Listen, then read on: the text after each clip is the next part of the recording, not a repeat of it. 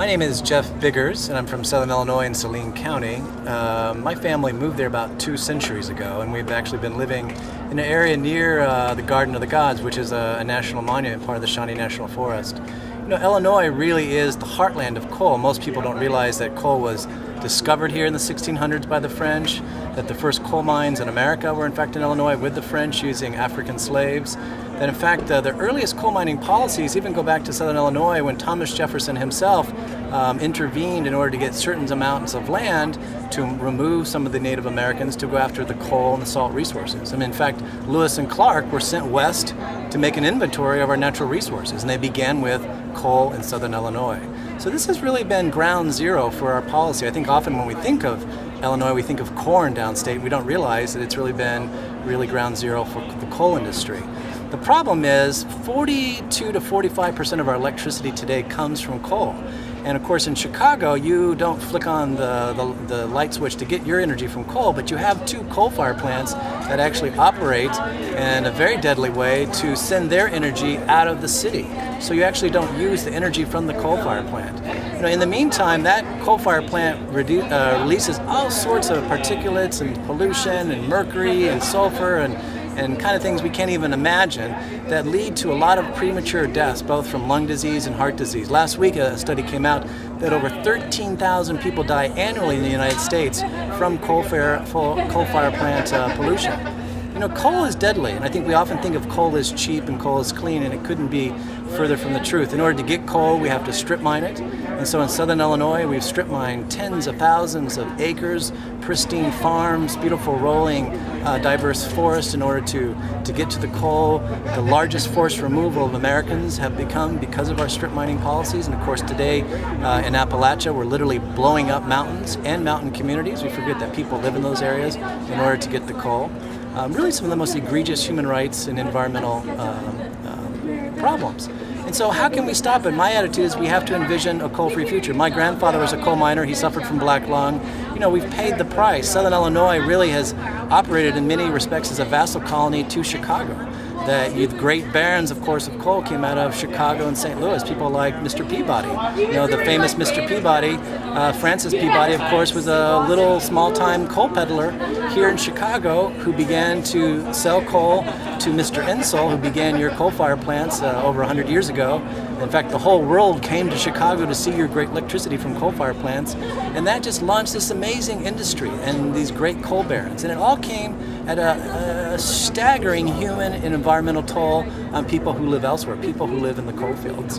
And I think we've reached the point where we want to transition away from that. What we want is what's called a just transition, to not abandon our coal mine communities, but to shift clean energy development programs, energy efficiency programs, train people to become electricians and plumbers and construction workers and architects, to turn our communities into roadmaps for a coal-free future of clean energy.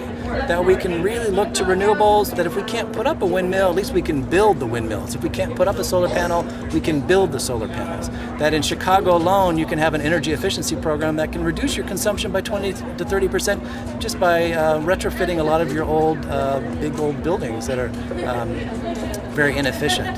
And so I think that's my main approach has been to say is, hey, there's a horrific cost to coal.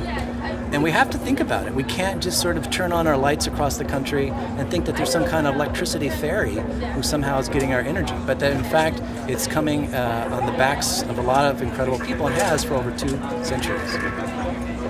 All right, and talk about subsidies to the coal industry and how our electricity rates are actually artificial.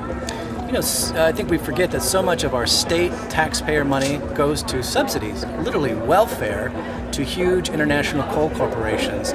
We give tens of millions of dollars a year of your tax subsidies to give to companies to do all sorts of research and development. And these are companies like Exxon and Peabody and International Coal, of course, that was behind the Sago tragedy, or even Murray Energy, which was behind the Crandall Canyon disaster, has a huge mine in Southern Illinois. That, in fact, we have huge federal subsidies on top of your state tax money your federal tax money is going into huge subsidies to the coal industry. You know, for example, every day 3 coal miners still die from black lung disease. And the coal companies were supposed to create a fund to pay for that, but they've defaulted. So already so much of our own federal tax dollars has to go to help poor black lung afflicted coal miners. You know, there are literally 1,300 abandoned mines. And who pays for those? Not the coal company. It's once again our tax dollars. We're having to clean up the mines after they've made their huge profits. They shut down, leave town, have some sort of bankruptcy, and we're left holding the bill. You know, and what's happening on that? You know, we have so much money from big coal companies and utility companies. You know, it's not just a coal company, but also the utilities that buy the coal that give the money to our politicians, both on local, city council, aldermen, to the governor, to, of course, the White House and the Congress. And they take those monies and they have a tremendous influence on how the industry is regulated and how much more subsidies they get. And I think that's something we're talking is we need to take those subsidies and start putting it into clean energy. And just also, very quickly, the environmental impact downstate here in Illinois, and who picks up that bill?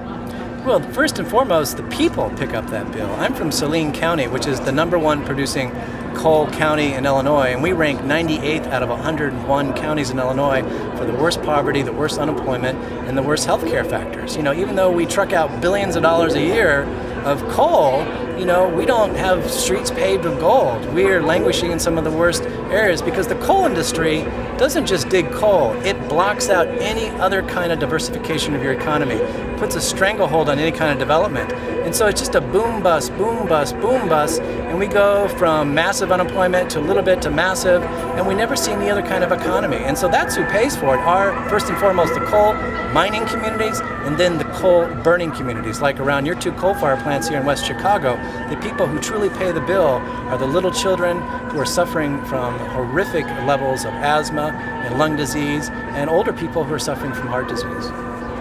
Well, thank you so very much for your time today. Thank you.